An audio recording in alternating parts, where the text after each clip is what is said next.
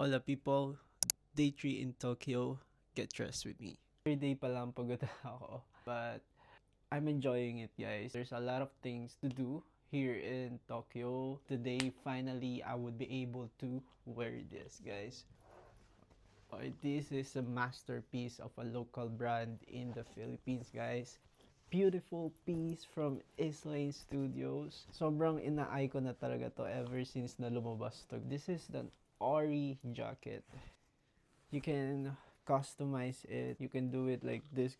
There's a lot of buttons and you can style it whatever you like. And this is how it looks like. The back, it's pretty much plain, but sa harap, sobrang ganda. For the pants, we're gonna go for denim pants from Shein. It's a wide leg pants, guys. And it's my first time using this one kasi I'm not usually using any wide pants. Kasi I feel like pinapalit niya ako. But I feel like this is the only pants na terno sa Ori jacket natin. Sobrang ma-amaze kayo, guys. Especially if you're really a fan of anime. Okay. Baligtad. Ngayon alam niyo na, antok pa ako. But wala tayo sasayangin na araw, oras. This is actually the comfiest loafers I've ever had, guys. This is from Zara once again.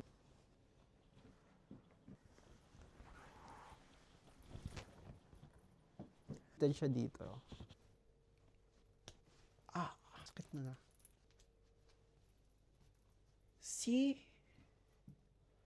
Okay, we're gonna wear gloves once again kasi wala tayong heat tech. Here, I'm actually torn between this one and this one. This one is from Sannies. This one is from TikTok Shop. This is so perfect for this fit. What do you guys think? For this fit. And see you guys on my 4th day.